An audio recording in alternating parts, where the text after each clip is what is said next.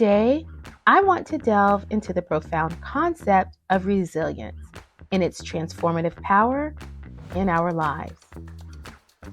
Will Smith recently wrote a book where he discusses his childhood, focusing on the stark contrast in his father's personality. His father, a man willing to do anything to provide for his family, saw it as his primary responsibility and took pride in it.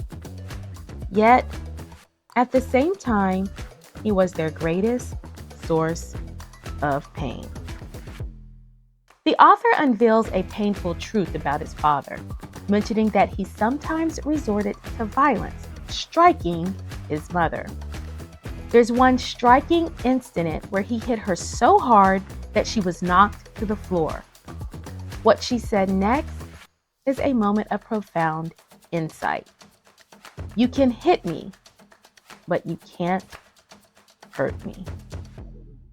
In this pivotal moment, Will Smith, as a child, grasped the difference between what the outside world inflicts upon us and how we choose to react to those occurrences. It's a realization that holds immense power. It highlights the notion that we are the authors of our own stories. Every situation, every occurrence in our lives comes with an implicit question, and it's a question only we can answer.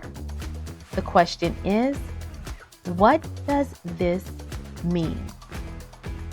How we respond to the question shapes the direction we take. It determines whether we veer left or right at that metaphorical fork in the road. So the way you answer the question dictates whether the occurrence detracts from your ambitions or serves as a multiplier. It determines whether it confirms your doubts and insecurities or becomes your reason to rise to the occasion, an opportunity to stretch and evolve. This, my friends, is the gift of perception, the gift of choice. Let me provide an example from the world of mental health, where I've drawn valuable lessons through the course of my own life. Many of you know that I was incarcerated for making false statements related to healthcare matters. However, unlike the way this case was depicted by the media, the truth is the government designed the program in a faulty manner. Torn between abandoning 18 women and children and their mental health needs or forcing the program to work, I chose to lie on the claims so that I could help the women and children in need. While these false claims resulted in a 4-month incarceration sentence, my choice to stand in the gap and protect those women and children demonstrates my commitment to not negotiate with my weaknesses. And while an incarceration sentence of any length was not expected or desired, it was my commitment to my cause. It allowed a federal judge to bypass the lengthy sentence recommended by the prosecutor and probation department in favor of a 4-month incarceration stint.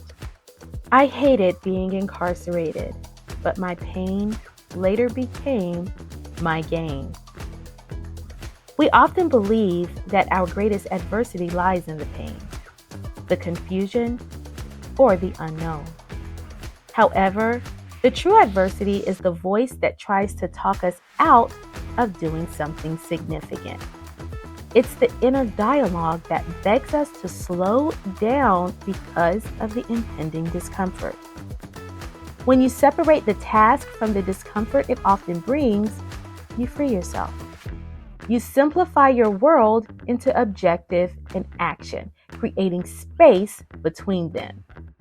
You learn to take the emotion out of the process, refusing to leave room for inner dialogue that attempts to sabotage your progress. When you embark on a journey, you've essentially chosen to enter the arena. You've decided that the difficult path is the one with value. Now, you are face to face with your adversaries. It's like the enemy that tries to steal, to kill, and destroy. But by simplifying your world into objective and action, you eliminate distractions. You strip away the layers and you are left with pure determination. You are focused only on forward progress, on one more step, one more rep, one more attempt. In the face of adversity, pain, self-doubt, and discomfort, you break your world down into nothing but one single step forward. You don't overthink it, you just act. It's the discipline to carry on, the relentless determination to keep moving. It's not rocket science. It's not negotiation. It's simply doing what must be done. In conclusion, resilience is the backbone of our journey. It's the ability to separate action from emotion, the power to answer the implicit question in every situation. By embracing this concept, you become the author of your own story. You free yourself from the inner dialogue that seeks to slow you down and simplify your world into forward progress. As you embark on your path to success, remember that the difficult path is where you'll find value. Embrace diversity, for it is the fuel for your growth. When you understand the power of choice in action, there's nothing that can slow you down. So keep moving forward, keep striving, and know that the best is yet to come.